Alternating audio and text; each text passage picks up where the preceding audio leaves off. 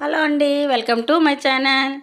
చూడండి, పులిహోర తయారు చేసే విధానం నేను మీకు చూపిస్తాను. మా స్టైల్లో అన్నమాట. చూడండి, రైస్లో పసుపు వేసుకుంటే పచ్చగా వస్తుందండి. 4 వైపులు అలాగ బాగా కలిపేసుకొని మొత్తం అంతా కలిసేలా కలిపేసుకోవాలండి. చూడండి, ఇప్పుడు మూత పెట్టేసుకొని స్టవ్ వెలిగించి ఒక్క విజిల్ సరిపోతుందండి పులిహోరకి. అన్నం గట్టిగా ఉండాలి కదా, కొంచెం విజిల్ వచ్చేసిందండి. చూడండి, పచ్చగా వచ్చింది. శుభ్రంగా ఆరవేసేసుకుంటామండి. బాగా ఆయిల్ పట్టించుకుంటే బాగుంటుంది పులిహోర. ముందు ప్యాన్ పెట్టుకొని ఆయిల్ వేసుకొని ముందు నానబెట్టుకున్న శనగపప్పును వేసుకుంటామండి. వేసుకొని బాగా కొంచెం కలిపి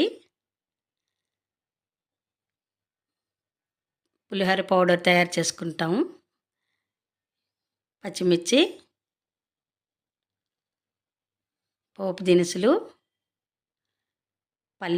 పల్లీలు పొట్టు తీసినవి, కరివేపాకు వేసి శుభ్రంగా కలుపుతాం. ఎండుమిర్చి కూడా కొంచెం వేసుకుంటే టేస్ట్ వస్తుంది.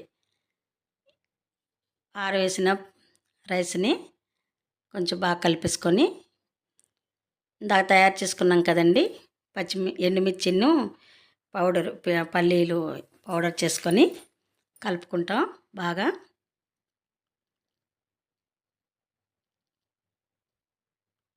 శుభ్రంగా కలిపేసుకున్నాం. ఇప్పుడు చింతపండు మొగ్గండి, ముందుగా తయారు చేసుకున్నది. అందులోనే సాల్ట్ వేసేసుకుంటామండి.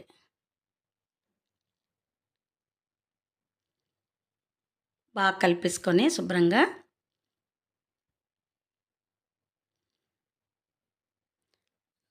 ఇప్పుడు పోపు పెట్టుకున్నాం కదండి, అది కలిపేసుకుంటాం. మొత్తం అంతా కలిసేలా శుభ్రంగా కలిపేసుకోవాలండి.